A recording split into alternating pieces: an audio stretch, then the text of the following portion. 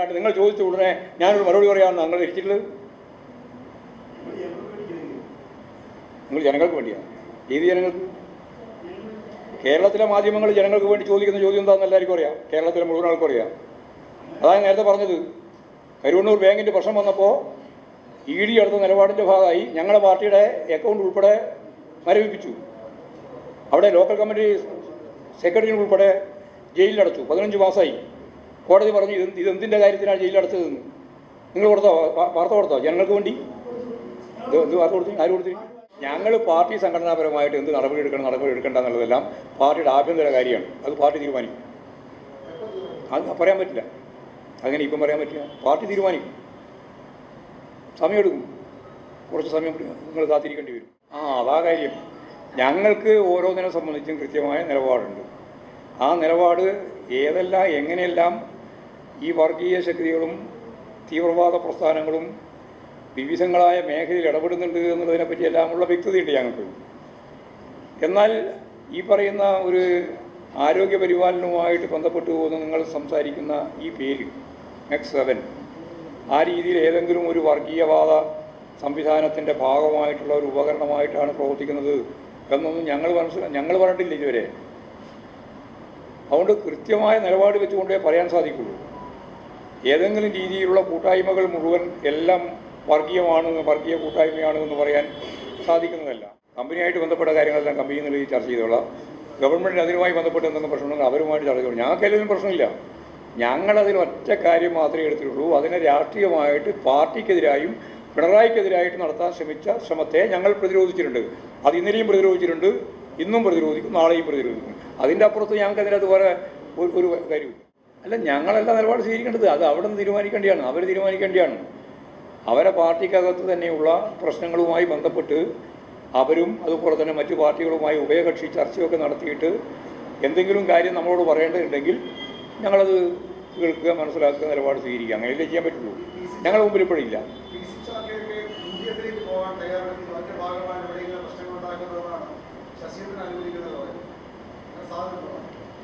ഞാൻ അങ്ങനെ ഒരു സാധ്യതയും കാണുന്നില്ല. ആര്? അതൊക്കെ നിങ്ങളൊക്കെ ആഗ്രഹമാണ്. ആഗ്രഹം എന്നോട് ചോദിച്ചിട്ട് എന്താ കാര്യം? ഇടതുപക്ഷ ജനാധിപത്യ മുന്നണിയുടെ ഭാഗമായിട്ട് പതിറ്റാണ്ടുകളായിട്ട് തുടർന്ന ഏറ്റവും പ്രധാനപ്പെട്ട പാർട്ടികളിൽ ഒന്നാണ് NCP. അതിൽ പ്രസിഡന്റ് ആര്, സെക്രട്ടറി ആര് നോക്കിയിട്ടല്ലോ, ഒരു നിലപാടടിസ്ഥാനപ്പെടുത്തിയിട്ടാണ് ഇടതുപക്ഷ ജനാധിപത്യ മുന്നണിയോടൊപ്പം നിൽക്കുന്നത്. ആ നിലപാടിൻ്റെ ഭാഗമായിട്ടാണ് അവർ ഞങ്ങളുമായിട്ട് സഹകരിച്ച് പ്രവർത്തിക്കുന്നത്. അല്ലാണ്ട് വേറെ ഏതെങ്കിലും രീതിയിലല്ല. ആരതിൻ്റെ പ്രസിഡൻ്റാവുന്നു, ആരതിൻ്റെ സെക്രട്ടറി ആവുന്നു നോക്കിയിട്ടല്ല. അതുകൊണ്ട് സ്വാഭാവികമായിട്ടും ഒരു രാഷ്ട്രീയ നിലപാടിനെ അടിസ്ഥാനപ്പെടുത്തിയിട്ട് മാത്രമേ ഇടതുപക്ഷ ജനാധിപത്യ മുന്നണിക്ക് കാര്യങ്ങൾ കൈകാര്യം ചെയ്യാൻ സാധിക്കും. ഇല്ല, ഒരു പുനഃസംഘടനയും നമ്മൾ പോയി. ഇതിനാണ് പുനഃസംഘടന.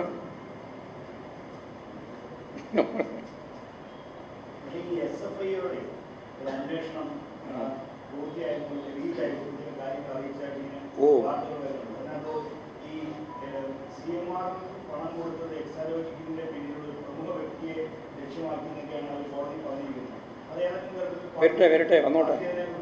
ഇല്ല, ഞങ്ങളത് ആലോചിക്കുന്ന പ്രശ്നമില്ല. ഞങ്ങൾക്ക് അതിൻ്റെ അകത്ത് ഉത്കണ്ഠപ്പെടേണ്ട ഒരു കാര്യമില്ല. ഞാൻ നേരത്തെ പറഞ്ഞതല്ല. കമ്പനിയായിട്ട് ബന്ധപ്പെട്ട കാര്യങ്ങളെല്ലാം കമ്പനി നിലയിൽ ചർച്ച ചെയ്തോളാം. ഗവൺമെൻറ്റിന് അതിനുമായി ബന്ധപ്പെട്ട് എന്തെങ്കിലും പ്രശ്നമുണ്ടെങ്കിൽ അവരുമായിട്ട് ചർച്ച ചെയ്തോളാം. ഞങ്ങൾക്കെല്ലാം പ്രശ്നമില്ല. ഞങ്ങളതിൽ ഒറ്റ കാര്യം മാത്രമേ എടുത്തിട്ടുള്ളൂ. അതിനെ രാഷ്ട്രീയമായിട്ട് പാർട്ടിക്കെതിരായും പിണറായിക്കെതിരായിട്ട് നടത്താൻ ശ്രമിച്ച ശ്രമത്തെ ഞങ്ങൾ പ്രതിരോധിച്ചിട്ടുണ്ട്. അത് ഇന്നലെയും പ്രതിരോധിച്ചിട്ടുണ്ട്, ഇന്നും പ്രതിരോധിക്കും, നാളെയും പ്രതിരോധിക്കും. അതിൻ്റെ അപ്പുറത്ത് ഞങ്ങൾക്ക് അതിനകത്ത് വേറെ ഒരു കാര്യമില്ല.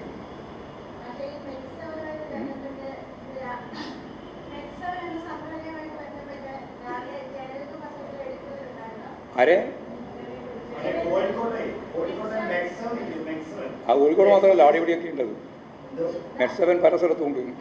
അത് കോഴിക്കോട് മാത്രമാണ്. ആരാ പറഞ്ഞങ്ങളോട്? ആര്? ഇല്ല. എന്താ വ്യക്തമാക്കിയത്?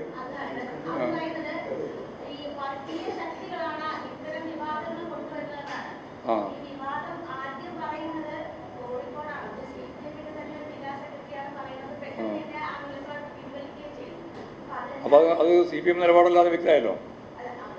മനസ്സിലായില്ലേ? അതായത് CPM നിലപാടാണെങ്കിൽ പിന്നെ പിൻവലിക്കൂലല്ലോ. അതാ കാര്യം. ഞങ്ങൾക്ക് ഓരോന്നിനെ സംബന്ധിച്ചും കൃത്യമായ നിലപാടുണ്ട്.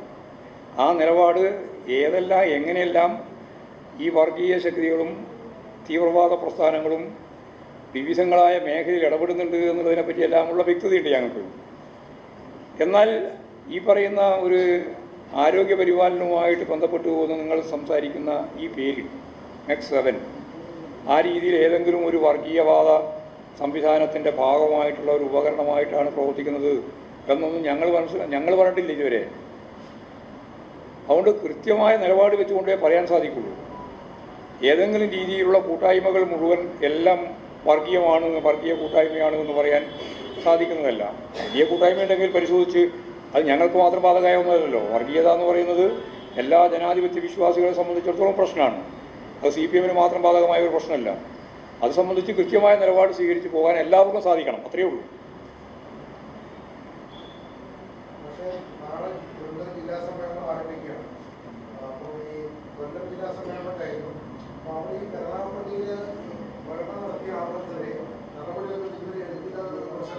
വിമർശനമൊന്നുമില്ല. അങ്ങനെ നിങ്ങൾക്കൊരാഗ്രഹമുണ്ട് മാത്രം.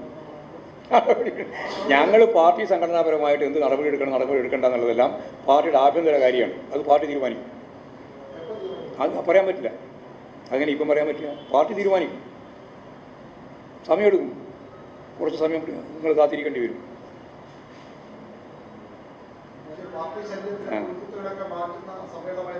ഇത് മാത്രമല്ലല്ലോ, എല്ലാ സമ്മേളനവും അതാണ്. പാർട്ടി സംവിധാനം മുഴുവൻ എല്ലാ കാലത്തും ഈ പറയുന്ന രീതിയിലുണ്ടാകുന്ന നിരവധിയായ തെറ്റായ പ്രവണതകളെ ശരിയായ രീതിയിൽ നയിച്ച് അതിൻ്റെ ജീർണതകൾ ഒഴിവാക്കി ആരോഗ്യകരമായൊരു പാർട്ടിയെ മുന്നോട്ടേക്ക് നയിക്കാനാണ് പാർട്ടി ശ്രമിച്ചുകൊണ്ടിരിക്കുന്നത്. അത് ഈ പാർട്ടി തുടർച്ചയായി നടത്തിക്കൊണ്ടിരിക്കുന്ന ഒരു പ്രക്രിയയാണ്. ഇല്ല, സമ്മേളനം മാത്രം കൊണ്ട് തീരുന്നില്ല. സമ്മേളനം കഴിഞ്ഞാൽ പിന്നെയും പാർട്ടി സംഘടന ഉണ്ടാവില്ലേ? പാർട്ടി ശരീരം ഉള്ളിടത്തോളം കാലം നിലനിൽക്കും. മനസ്സിലായോ? അവിടെ നാളെ അവസാനിക്കാൻ പോവുകയാണ് എന്നുള്ള തിരിച്ചറിയൊന്നും വേണ്ട. ഞങ്ങളിത് ഇതിനെതിരായിട്ടും അതിൻ്റെ ഭാഗമായിട്ടുണ്ടാകുന്ന പ്രശ്നങ്ങൾ പരിഹരിച്ചും പാർട്ടി മുന്നോട്ടേക്ക് പോവുക. അല്ലേ? ഒരു പ്രശ്നമില്ല. നിങ്ങൾക്കിപ്പോൾ ചോദിക്കാൻ തന്നെ ചോദ്യമില്ലല്ലോ. സമ്മേളനത്തോട് നിങ്ങൾ ധരിച്ചതെന്ന് വെച്ചാൽ ഭയങ്കരമായ എന്തോ പൊട്ടിത്തെറി, അങ്ങനെയാണല്ലോ നിങ്ങളുടെ ഹെഡിങ് തന്നെ. 4 പേജ്. ഇപ്പോൾ കുറച്ച് ആഴ്ചയായല്ലോ എല്ലാ സമ്മേളനവും കഴിഞ്ഞു. ബ്രാഞ്ച് സമ്മേളനം 38,000 ബ്രാഞ്ച് സമ്മേളനം കഴിഞ്ഞു. 2444 ഈ 6 ഒഴിച്ച് ബാക്കി മുഴുവൻ ലോക്കൽ സമ്മേളനം കഴിഞ്ഞു. മിക്കവാറും ഏരിയ സമ്മേളനവും 2 ദിവസം കൊണ്ട് തീരാൻ പോവാണ്. 1ാമത്തെ ജില്ലാ സമ്മേളനം കൊല്ലത്ത് കഴിഞ്ഞു. 2ാമത്തെ ജില്ലാ സമ്മേളനം ഇവിടെയും വയനാടും നാളെ ആരംഭിക്കാനും പോകുന്നു. ഒരു പ്രശ്നമില്ലാതെ ഈ പാർട്ടി സമ്മേളനങ്ങളൊക്കെ പൂർത്തീകരിക്കുക എന്നുള്ളതാണ് പാർട്ടി നിലപാട്. അത് ആ അജണ്ട അനുസരിച്ച് തന്നെ കൃത്യമായിട്ട് കൈകാര്യം ചെയ്ത് പോകുന്നു എന്നുള്ളതാണ് നിങ്ങളുടെ വാർത്തയൊന്നും ഇപ്പോൾ പുതുതായിട്ട് വരാതിരിക്കുന്നതിൻ്റെ അടിസ്ഥാനം. ഞാൻ പറഞ്ഞു. നിങ്ങൾ ശ്രദ്ധിച്ചോ?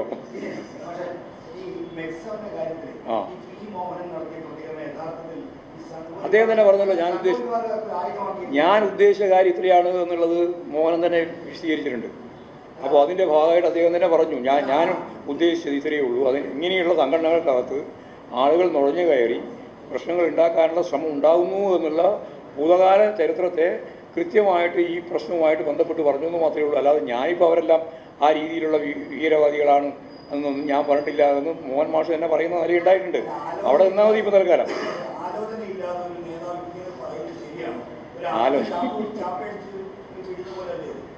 ഇതിൻ്റെ അകത്ത് പാർട്ടി നിലപാടാണ് ഞാൻ പറഞ്ഞത്. പാർട്ടിക്ക് ഏതെങ്കിലും ഒരു വിഭാഗത്തിൻ്റെ മറ്റേ കായികമായ പരിശീലനമോ അതിൻ്റെ ഭാഗമായിട്ട് നിൽക്കുന്ന എന്തെങ്കിലും കാര്യങ്ങൾ എന്തെങ്കിലുമോ വർഗീയമാണ് എന്നുള്ള അഭിപ്രായം ഞങ്ങൾക്കില്ല.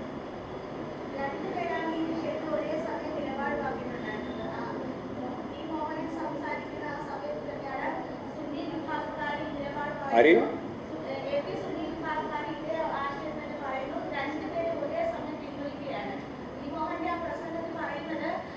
ഞാൻ കേട്ടിൻ്റെ പ്രസംഗമല്ലേ അതിനെപ്പറ്റി വിശദീകരിക്കുന്നു. നേരത്തെ ഞാൻ പറഞ്ഞല്ലോ കാര്യം. അതിന് മറുപടി പറഞ്ഞു. പാർട്ടി നിലപാട് ഏതെല്ലാം മേഖലയിൽ എങ്ങനെയെല്ലാം വർഗീയവാദികളും തീവ്രവാദികളും അതുപോലെ ഭീകരശക്തികളും ഇടപെടുന്നുണ്ടോ എന്നുള്ളത് സൂക്ഷ്മമായിട്ട് ജനാധിപത്യ സമൂഹമാകെ ഗൗരവപൂർവ്വം വീക്ഷിക്കുക. അതിൻ്റെ അപ്പുറത്ത് ഇന്നതിൻ്റെ അകത്താണ് ഇത് കയറിയിട്ടുള്ളത്, ഇന്നതിലാണ് കയറാതിരിക്കുന്നത് എന്ന് ഇപ്പം പറയേണ്ട കാര്യമില്ല എന്നാണ് ഞാൻ നേരത്തെ പറഞ്ഞത്. അത് വളരെ പകൽ വെളിച്ചം പോലെ വ്യക്തമാണ് ഞാൻ പറഞ്ഞത്. ഇതിനകത്ത് ഒരു സംശയത്തിനും അടിയും. ആ പിന്നെ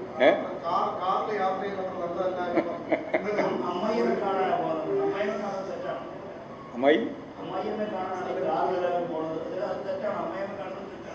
അത് എനിക്ക് പറയാൻ സാധിക്കുന്നതാണ് ഏതാ ശരി ഏതാ തെറ്റ്. ഇതൊന്നും നയപരമായ ഒരു കാര്യം. ആരെങ്കിലും ഒരു പ്രസംഗത്തിൻ്റെ ഭാഗമായിട്ട് ഔപചാരികം ഞാൻ കേൾക്കും. നയപരമായ പ്രശ്നമല്ലല്ലോ അതൊന്നും. പോളിറ്റ് ബ്യൂറോ തന്നെ ഇനി ഞാനായാലും വിജയരാഘവനായാലും ആരായാലും ഒരു പ്രസംഗത്തിൻ്റെ ഭാഗമായി ആലങ്കാരികമായി പറയുന്ന ഏതെങ്കിലും പദപ്രയോഗങ്ങളെല്ലാം വലിയ പ്രത്യയശാസ്ത്രപരമായ പ്രശ്നമായിട്ട് ചർച്ച ചെയ്യേണ്ട വല്ല കാര്യമുണ്ടോ? അങ്ങനെ കാര്യമില്ലെന്ന് എൻ്റെ അഭിപ്രായം. അല്ല, ആര് പറഞ്ഞാലും അതൊരു പ്രത്യയശാസ്ത്ര പ്രശ്നമായിട്ട് കൈകാര്യം ചെയ്യേണ്ട കാര്യമില്ല. ഒരു സമ്മേളനത്തിൻ്റെ ഭാഗമായിട്ട് അതിൻ്റെ പൊതുസമ്മേളനം ഉദ്ഘാടനം ചെയ്യുമ്പോൾ അവിടെ വന്ന ചില കാര്യങ്ങളും എല്ലാം കൂടി ചേർത്തുകൊണ്ട് ആലങ്കാരികമായി പറഞ്ഞ കാര്യമായിട്ട് കണ്ടാൽ മതി. അതല്ലാതെ അതിനെ പർവ്വതീകരിച്ച് അതിൻ്റെ മേലെ വേറൊന്നും കിട്ടുന്നില്ല കുറേ കാലമായിട്ട്. അതുകൊണ്ട് ഒരു പ്രശ്നം ഉണ്ടാക്കാൻ വേണ്ടി നടക്കുക നിങ്ങൾക്ക് മാധ്യമത്തിന്. അല്ലാണ്ട് കോടതിയൊന്നുമല്ല. കുറച്ച് ദിവസമായിട്ട് ഒരു കാര്യം ഒരു ഇര കിട്ടിയില്ല CPM-നെതിരായിട്ട്. അപ്പോഴാണ് ഇങ്ങനെ കാറ് പോകുന്നത്, ബസ് പോകുന്നത്. ആരെ? ആ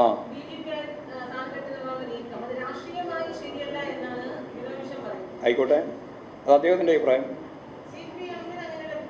എനിക്ക് അഭിപ്രായമൊന്നുമില്ല. ഞാൻ അഭിപ്രായം പറഞ്ഞിട്ടുമില്ല. ഇനിയിപ്പം പറയണമെങ്കിൽ ആലോചിച്ച് പറയാം കേട്ടോ. ഏതെങ്കിലും ഒരു എന്ത് രാഷ്ട്രീയം എന്ന് പറഞ്ഞാൽ DGP ADGP-യിലാവുന്നത് രാഷ്ട്രീയമാണ്.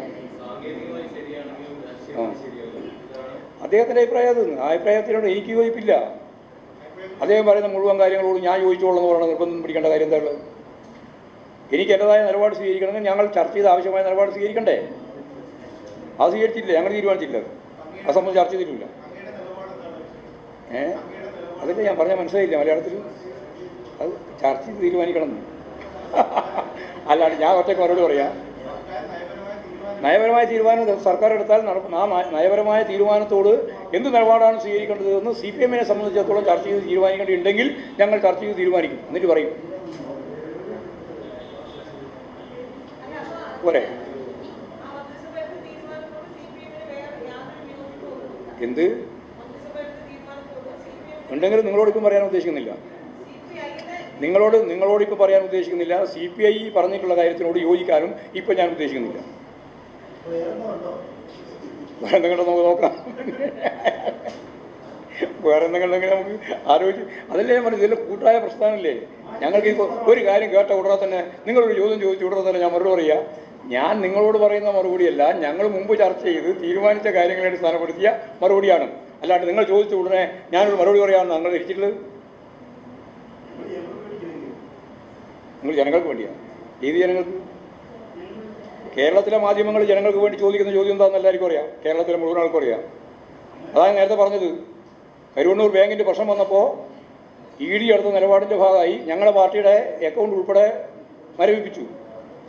അവിടെ ലോക്കൽ കമ്മിറ്റി സെക്രട്ടറി ഉൾപ്പെടെ ജയിലിലടച്ചു. 15 മാസമായി.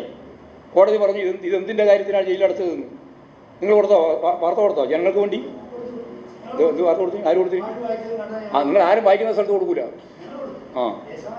യേശാവിന് ഒരു തീയതി കൊടുത്തിട്ടുണ്ട്.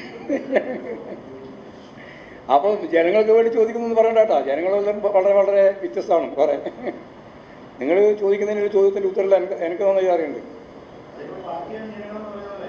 ജനങ്ങൾ ഞാൻ പറഞ്ഞത് പാർട്ടി എന്ന് പറഞ്ഞാൽ അടിസ്ഥാനപരമായിട്ട് ജനങ്ങളാണെന്നാണ്. നിങ്ങൾക്ക് എന്ത് അറിയാൻ എന്ത് കാര്യം? പറഞ്ഞോ. നിങ്ങൾ പറയുന്നതോട് ഞങ്ങൾക്ക് കുഴപ്പം. നിങ്ങൾ പറയുന്നതിനെ നിരന്തരമായിട്ട് ലംഘിച്ചുകൊണ്ടാണല്ലോ ഞങ്ങൾ പറഞ്ഞുകൊണ്ടിരിക്കുന്നത്. നിങ്ങളൊന്ന് ലംഘിക്കും, ആയിക്കോട്ടെ. അതല്ലേ ജനാധിപത്യം. മതിയായി, നേരത്തെ പറഞ്ഞു മതി. അതിന് മറുപടി പറഞ്ഞു കഴിഞ്ഞു.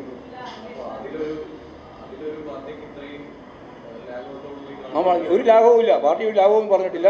പാർട്ടി പറഞ്ഞത് പാർട്ടി സംബന്ധിച്ച് കാര്യങ്ങൾ ചർച്ച ചെയ്തിട്ടില്ല. ഞങ്ങൾ ചർച്ച ചെയ്ത് പറയാമെങ്കിൽ ഇപ്പോൾ പറയുന്നില്ല.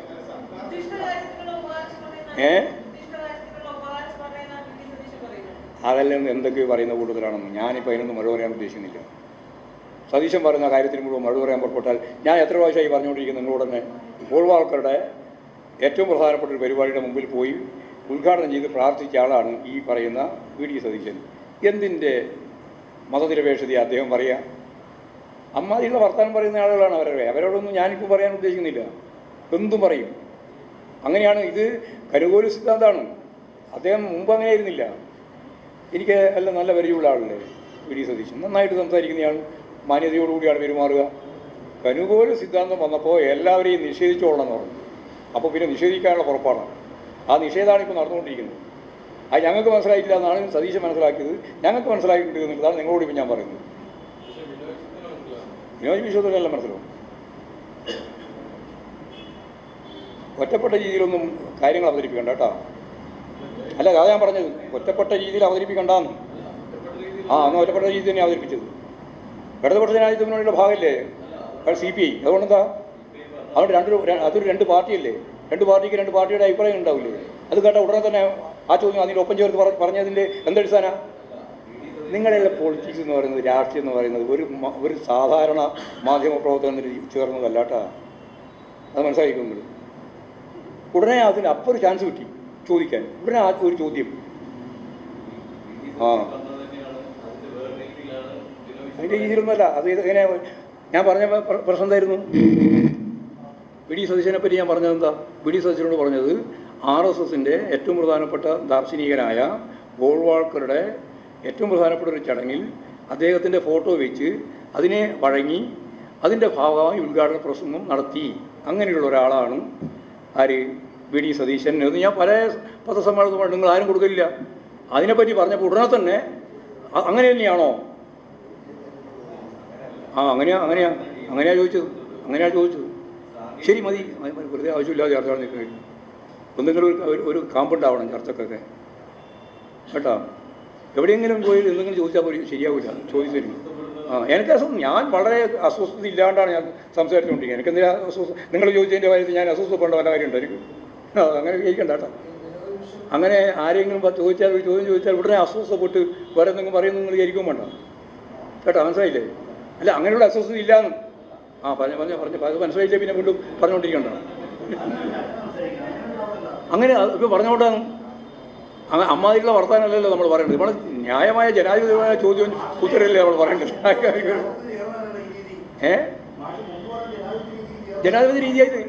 ജനാധിപത്യ രീതി എന്ന് പറഞ്ഞാൽ ജനാധിപത്യപരമായ രീതിയിൽ കാര്യങ്ങൾ ഉന്നയിക്കുക, ജനാധിപത്യപരമായ രീതിയിൽ കാര്യങ്ങൾക്ക് മറുപടി പറയുക. അതല്ലേ രീതി. അതിൻ്റെ ഏതെങ്കിലും ഒരു ഭാഗത്ത് വെച്ചിട്ട് ഉടനെ താൻ ആഗ്രഹിക്കുന്ന രീതിയിൽ വേറെ എന്തോ ഒരു കാര്യം അവതരിപ്പിക്കാൻ പാടില്ലല്ലോ. അത് ശരിയല്ലല്ലോ. ശരിയായ സമയം നിങ്ങൾക്ക് അസ്വസ്ഥത ഉണ്ടാകുന്ന അത് ശരി. അത് നമ്മൾ നോക്കാം. നിങ്ങൾക്ക് അസ്വസ്ഥത ഉണ്ടാകുന്ന പക്ഷെ നിങ്ങൾ നേരെ എന്നെയാ പറയുന്നത്. എനിക്ക് അസ്വസ്ഥത ഉണ്ടാകുന്നതാണ് നിങ്ങൾ പറയുന്നത്. എനിക്ക് അസ്വസ്ഥത ഇല്ല. എന്നാ പിന്നെ പ്രശ്നമില്ല.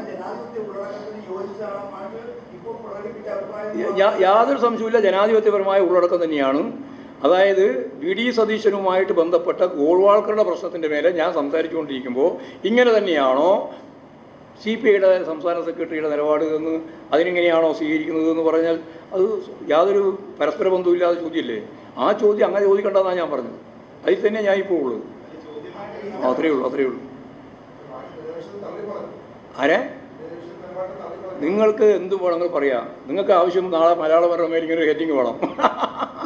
CPIM സംസ്ഥാന സെക്രട്ടറി ബിനോയ് വിശ്വം എന്ന CPI സംസ്ഥാന സെക്രട്ടറിയെ തള്ളിപ്പറഞ്ഞു എന്നുള്ള വാർത്തകൾ ഉണ്ടാക്കാനല്ലേ. അതിലൊന്നും ഞങ്ങൾക്ക് യാതൊരു ഉൾക്കണ്ടിയില്ല. ഞങ്ങൾ രണ്ട് പാർട്ടിയായിട്ട് പ്രവർത്തിക്കുമ്പോൾ ആ പാർട്ടിയുടെ വ്യത്യസ്തതയുള്ള നിലപാടുകൾ ചിലപ്പോൾ പറഞ്ഞു എന്ന് വരും. പക്ഷേ ഞങ്ങളൊരു പൊതുവായ കാഴ്ചപ്പാട് വെച്ച് ഇടതുപക്ഷ ജനാധിപത്യ മുന്നണി എന്ന രീതിയിൽ കൂട്ടായി യോജിച്ച് ആരെക്കാളും കൂടുതൽ ബന്ധം CPIയുമായിട്ട് ബന്ധപ്പെട്ട് പോകുന്ന പാർട്ടിയാണ് CPIM. ഇനിയിപ്പോൾ അതിനകത്ത് സംശയം ഉണ്ടാവേണ്ട കാര്യമില്ല. ഇനി എന്ത് കാര്യം കൊടുത്താലും എനിക്ക് കുഴപ്പമില്ല. അതിലേ ശരി.